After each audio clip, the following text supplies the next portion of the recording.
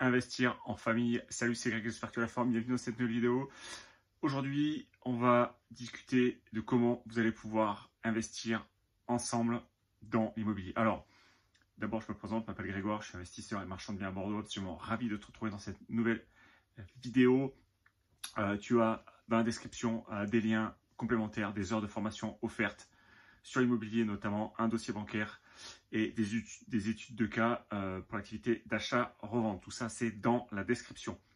Donc, si vous voulez investir ensemble, en famille, dans l'immobilier, déjà, premier point, il va falloir faire une évaluation des ressources de chacun, savoir exactement qui va mettre de l'apport, qui va investir. Donc, du coup, à partir de ça, vous allez décider de créer ce qu'on appelle une société. Donc, ça, c'est vraiment le plus simple à faire.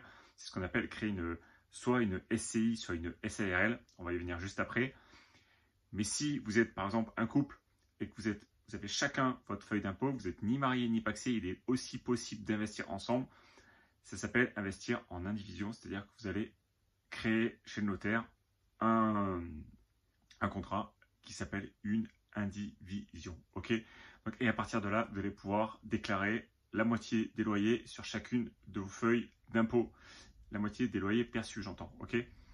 Donc ça, c'est pour investir en indivision. Ok. Là maintenant, on va discuter de structure légale, c'est-à-dire d'investir soit en SCI ou soit en SARL de famille. Donc c'est deux véhicules qui sont différents, qui ne servent pas tout à fait aux mêmes choses, mais qui permettent quand même d'avancer. Ça, c'est le principal.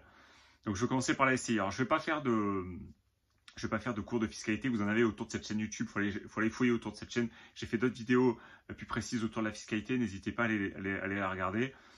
La SCI, c'est un super outil patrimonial, on le sait, c'est pas miraculeux, ça ne va pas vous permettre non plus de vous enrichir outre mesure. C'est pas la SCI en soi qui va vous permettre de vous enrichir, de ne pas payer d'impôts, c'est juste une structure pour pouvoir investir ensemble. Il existe deux types de SCI, il existe une SCI, ce qu'on appelle dite transparente, donc familiale.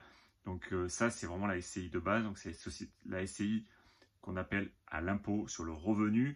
Et en fait, ce qui se passe concrètement, c'est que vous allez investir ensemble et vous allez chacun déclarer votre part sur votre feuille d'impôt. Ok, donc ça, c'est à l'IR, ok, impôt sur le revenu.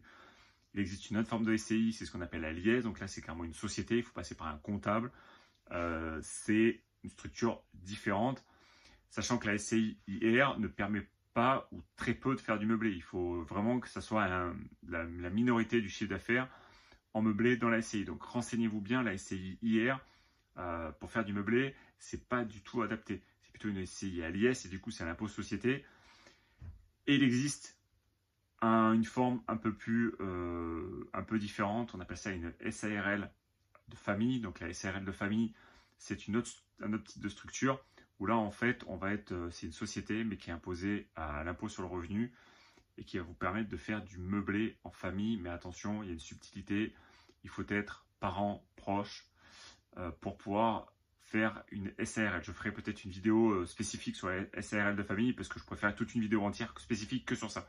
Donc SARL de famille, SCI IR, SCI IS ou indivision. Donc ça, c'est vraiment les grands cas de figure généraux pour pouvoir investir en famille. Donc quand je dis en famille, ça peut être aussi en couple. Hein.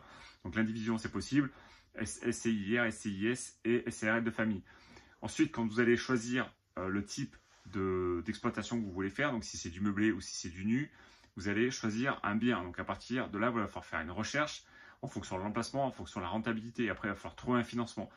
Trouver le financement à plusieurs, donc c'est-à-dire qu'il faut monter un dossier, présenter un dossier aux banques ou complet, c'est-à-dire qu'il ne faut pas y aller les mains dans les poches, c'est-à-dire qu'il faut vraiment que tout le monde y mette du sien. Il y a un fichier bancaire, il y a un dossier bancaire que je vous mets dans la description, comme ça vous allez pouvoir vous présenter en banque avec un dossier complet et que tout le monde ait bien les bons documents au moment où vous allez vous présenter à la banque.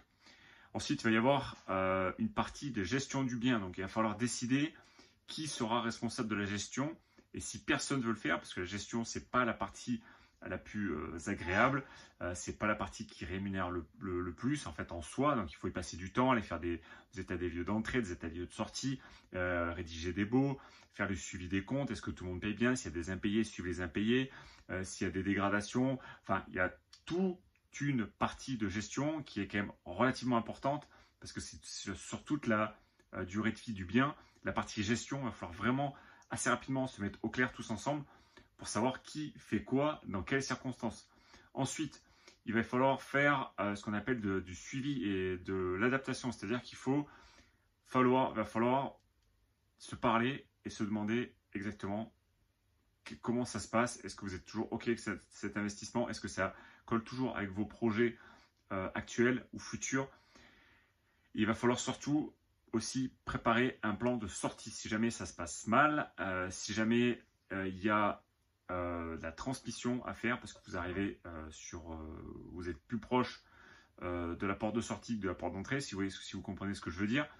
La chose à faire, ça va être d'en discuter avec vos notaires respectifs et de voir ce que vous allez mettre en place pour pouvoir léguer votre patrimoine dans la meilleure des situations possibles à vos familles, à vos proches, pour qu'ils ne se retrouvent pas avec, entre guillemets, quelque chose sur les bras qui n'a pas été bien géré. Donc, la sortie est aussi extrêmement importante. Il va falloir vraiment se pencher dessus pour réussir à investir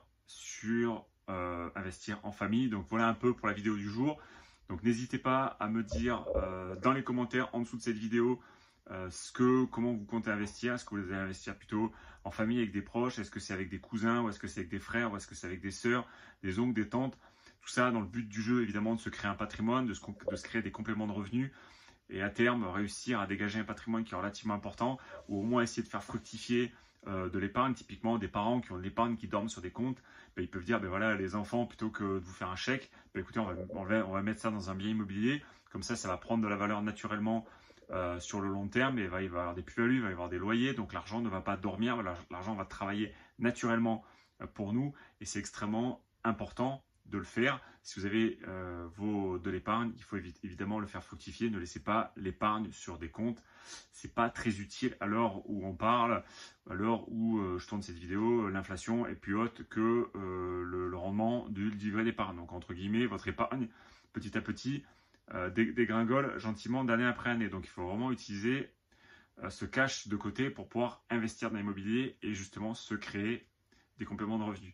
Donc, si vous êtes toujours là, évidemment, pensez à vous abonner en dessous de cette vidéo. Vous avez des liens complémentaires, vous avez un dossier bancaire, vous avez une petite fiche juste ici. Je vais vous mettre juste ici d'ailleurs sur le petit carré. Vous pouvez cliquer juste ici pour pouvoir accéder à ce dossier bancaire et vous présenter en banque avec un dossier d'investissement bien sympa, bien propre, bien carré, bien net. Je vous dis à très vite pour une prochaine vidéo. Excellent cash flow, excellent investissement. À bientôt. Ciao, ciao.